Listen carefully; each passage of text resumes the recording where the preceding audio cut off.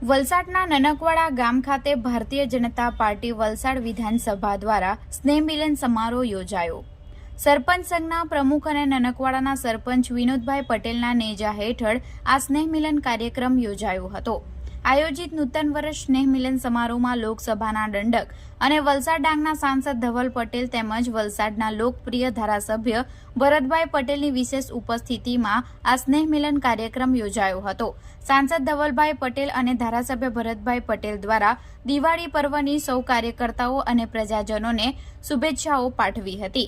સ્નેહપૂર્ણ ક્ષણે કાર્યકર્તાઓ સાથે વિશેષ સંવાદ સાધ્યો હતો અને આત્મનિર્ભર ભારત સંકલ્પ અભિયાન તથા માનનીય વડાપ્રધાન નરેન્દ્રભાઈ મોદીના સ્વદેશી સ્વીકારો સંકલ્પને સાર્થક કરવા સૌને હાકલ કરી હતી।